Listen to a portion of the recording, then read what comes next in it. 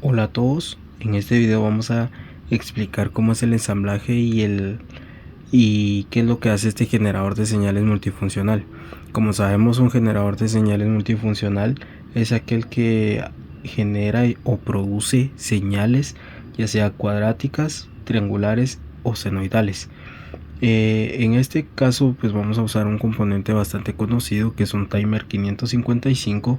En este caso es conocido como NE555, y al mismo tiempo pues para poder hacer lo que es la ejemplificación y la transformación de las ondas cuadradas a triangulares y senoidales, vamos a utilizar lo que es un amplificador, que en este caso va a ser un LM386.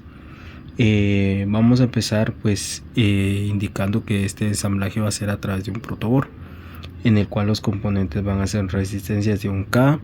Vamos a tener una resistencia de 4.7K, vamos a tener dos resistencias de 10 kiloohmios, vamos a tener dos resistencias de 10K, de 10 ohmios. En este caso pues vamos a evidenciar lo que son dos potenciómetros. El primero va a ser un potenciómetro que va a indicarnos la frecuencia, y este va a ser con un valor de 100K. El segundo potenciómetro sería uno de 50K, que es el que nos va a manejar la amplitud de nuestro dicho generador de ondas. Posteriormente a eso pues que tenemos lo que son LEDs, ya que pues vamos a manejarlo visualmente a través de LEDs y vamos a hacer las mediciones a través de las frecuencias. Posteriormente también a esto lo que necesitamos es un interruptor, el que nos va a estar indicando si vamos a trabajar las ondas senoidales o las ondas. Ahora vamos a proceder a explicar lo que es la parte del ensamblaje. Entonces acá vamos a poderlo alimentar de corriente. Este circuito está diseñado para un máximo de 12 voltios, ya que pues por el tipo de componentes puede ser que los voltios la cantidad de voltaje incorporado puede hacer que venga y pueda afectar a los componentes si se pasa más de 12 voltios. En este caso pues vamos a trabajar lo que son un capacitor de 10 nanofaradios que va a ir alimentando de negativo hacia el potenciómetro, y vamos a trabajar lo que son dos resistencias en serie que nos van a trabajar hacia el siguiente pin del potenciómetro, y la corriente que vamos a tener, la que nos va a servir para poder mandarle señal a lo que es el timer 555. En este caso, en el timer 555 lo que vamos a trabajar es que nos va a manejar las señales. Vamos a tener que tirar voltaje de entrada como negativo y voltaje vamos a añadirle lo que es el voltaje positivo al pin 4 de este circuito integrado 555, y el pin 8 también lo vamos a dotar de voltaje positivo. Vamos a hacer un ensamblaje que va a tirar del pin 2 al pin 6. Lo que nos va a servir es que nos va a conectar la misma señal que vamos a estar transmitiendo desde nuestro potenciómetro al circuito integrado. Posteriormente esto, a la hora de que el circuito integrado va a manejar, vamos a identificar a través de un cable morado que vamos a tener nuestra primera salida. Esta salida va a llevar a lo que es la señal cuadrática.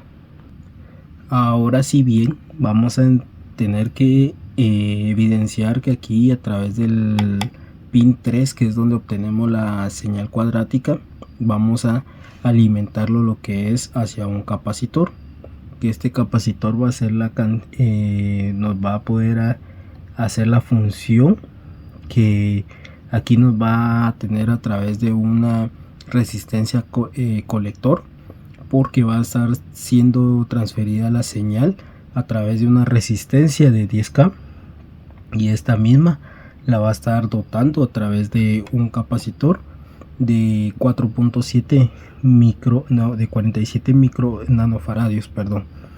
Esto lo que nos está haciendo es que esta parte de la resistencia colector nos está haciendo que la carga de la resistencia junto con el capacitor nos va a estar formando lo que son las señales triangulares.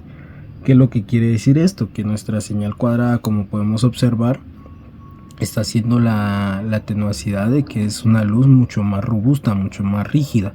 ¿Eso qué quiere decir? Que acá evidenciamos claramente que la señal cuadrada posee más rigurosidad o más robustosidad en cuanto a la señal. Entonces, a la hora de pasarlo a través de la resistencia colector, esto lo que nos permite es a que pueda tener una segmentación mucho más liviana, la señal pase con más suavidad y todo, ¿verdad? Entonces de ahí ahora esta parte de acá, pues volvemos a tener lo que es volver a hacer el procedimiento de la resistencia con el colector. Nos va a manejar ahora, y para poderlo suavizar más nos va a trabajar la misma resistencia de 10K, solo que ahora esta vez la va a pasar por un capacitor de 10 nanofaradios. Esto lo que nos hace es de que la señal senoidal se vuelva mucho más y menos intensa y menos ruidosa, y entonces la señal nos va a tirar con menos intensidad al final, como lo podemos evidenciar aquí en el pin, en el LED rojo, que la señal pues la tira un poquito más suave. ¿Cómo podemos manejar lo que es la parte de la senoidal y triangular? Porque al final y al cabo pues sale de la misma, porque podemos ver que a través del potenciómetro, que es nuestra amplitud, la van a tirar a lo que es el amplificador del LM1386. ¿Qué es lo que hace este? Lo que hace es que a la hora de entrar la corriente por acá, la va a mandar a través de su pin 5, que es la salida, y vamos a hacer lo que a través de una dotación de corriente negativa por medio de un capacitor de 100 nanofaradios, vamos a reducir esa intensidad, y al mismo tiempo la podemos aumentar a través de las resistencias que están formadas a través de lo que son dos resistencias en paralelo.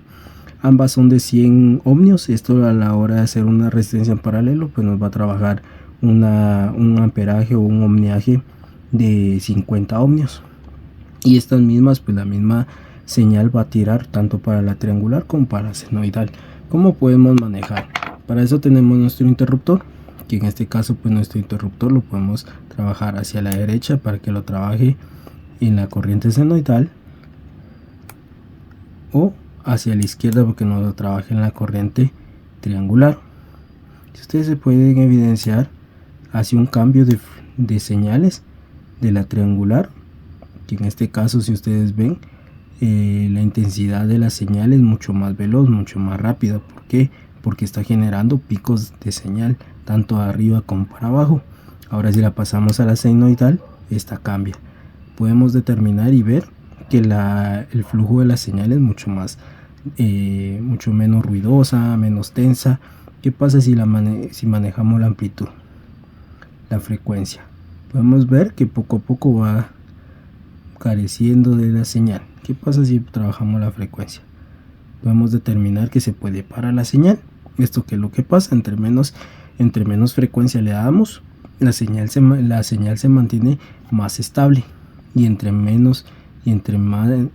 más abrimos la frecuencia, esta tiende a pasar más picos de señal. En la parte del cuadrado podemos determinar que llega un punto en el que el cuadrado puede apagarse. ¿Por qué es debido a esto? Porque en el voltaje del cuadrado puede variar el voltaje de 0 hasta la cantidad que le estemos dotando, que en este caso son 5 voltios. A la hora de hacer la medición es probable que nos tire menos de 5 voltios, debido a que pues estamos trabajando lo que es una pérdida de corriente, de señal, a la hora de trabajar esto. Entonces, si nosotros lo meneamos, podemos determinar cómo es que esto cambia, y así sucesivamente. Le damos más amplitud, le podemos dar menos frecuencia para que esto maneje mucho más picos mucho más densos, o ya sea mucho menos ruidosos, y así sucesivamente. Bueno, ahora procederemos a hacer lo que son las mediciones. En este caso vamos a empezar por lo que es la cuadrática. Si ustedes se pueden dar cuenta, como el flujo de la cuadrada es bastante pesado, la variación en la frecuencia pues se ve reflejada. ¿Qué pasa si le damos mucho más mucho menos estabilidad. Vamos a poder evidenciar que pues la estabilidad de la frecuencia se va a mantener. Esto pasa porque al final y al cabo recuérdense que la cuadrática puede variar en la frecuencia hasta un máximo de 685. Entonces si volvemos a encender el LED y le volvemos a dar impulsos como tal, vamos a tener evidenciado que vamos a tener afectado lo que es la señal. Entonces vamos a hacer pruebas otra vez y ahí podemos ver cómo esto va variando nuevamente. Posteriormente a eso podemos ver también lo que son las señales triangulares y senoidales de la misma forma. Podemos hacer mediciones, ya que en este caso no tenemos un estetoscopio. Si ustedes se dan cuenta, no me tira una señal negativa o algo, sino que directamente me tira una señal donde la corriente sí es bastante fluctuada, porque recuérdense que al final y al cabo esto lo que hace es generar ondas, tanto ondas como van una pendiente hacia arriba como una bajada. Si ustedes se percatan, esto lo que hace es de que la señal genera picos. Si tuviéramos lo que es un osciloscopio, podríamos ver detalladamente cómo es gráficamente. Ahora que lo que venimos con la senoidal es el mismo procedimiento. Si cambiamos ahora nuestro switch a senoidal, vamos a determinar y vamos a ver que el flujo de entrada es mucho más limpia. Si ustedes se percatan, pueden observar que en la frecuencia no varía tanto, no nos baja tanto. ¿Por qué? Porque al final y al cabo esto es lo que queremos nosotros hacer, que por medio de la variación de la medición de la senoidal, lo que hace es que genera más una señal un poco más redonda. En la anterior pues nos generaban picos, entonces a la hora de hacer la transformación a senoidal, agarra la triangular y esta misma la segmenta a través de nuestro resistencia colector, volviéndola mucho menos ruidosa y más limpia, ¿verdad? Y ahí podemos ver las mediciones, no tenemos mucha variación ni nada, ¿verdad? Esto sería todo, muchas gracias.